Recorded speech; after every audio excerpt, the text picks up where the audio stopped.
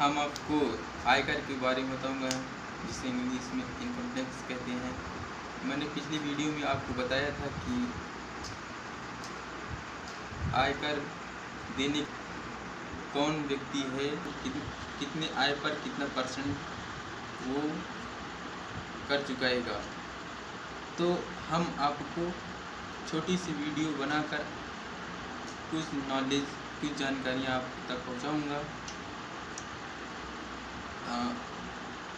जैसा कि दोस्तों, हमारे देश में जो मूल निवासी है, पहली बात यही है, वही कर के योग्य होगा।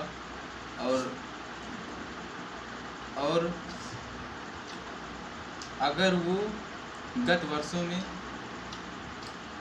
2.5 लाख रुपए कमाता है तो उस पर सरकार कोई टैक्स 2.5 लाख रुपए कमाता हो और 60 साल के नीचे हो व्यक्ति, तो उस पर कोई टैक्स हमारे गवर्नमेंट की तरफ से नहीं लगाया जाएगा।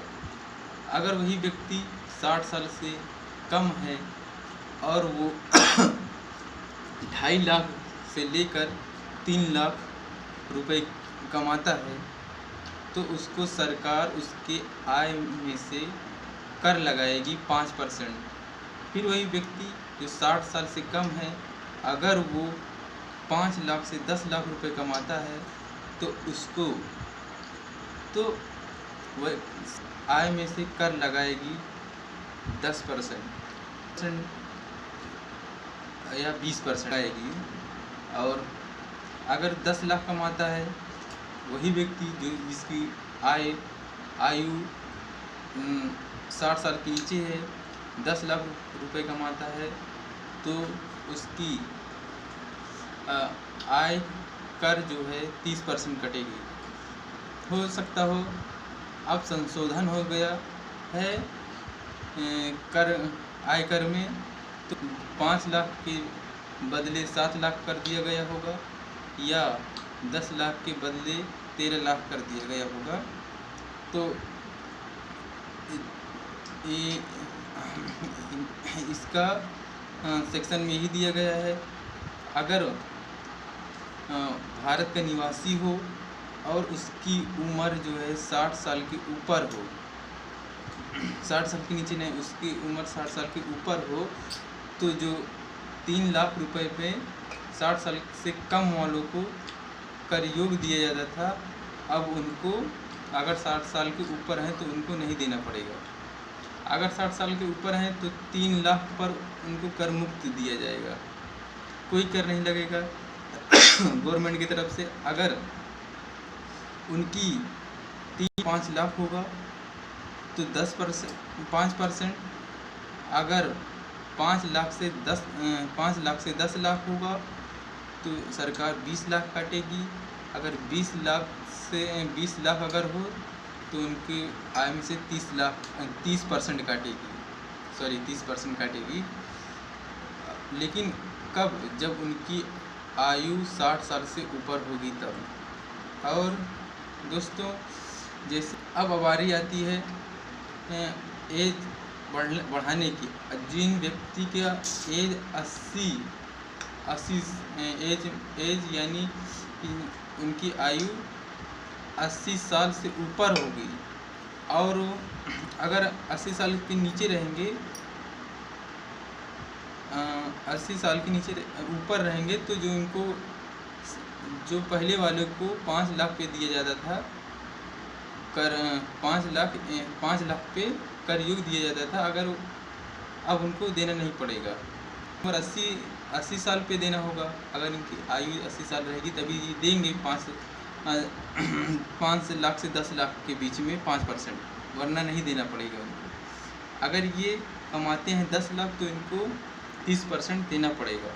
अब बारी आती है दोस्तों, हमें उम्मीद है कि आप ये वीडियो समझ रहे होंगे। अगर नहीं समझ रहे होंगे तो कमेंट बॉक्स में कमेंट करिएगा, मैं आपको फिर से प्रयास करूँगा सही से बताने की।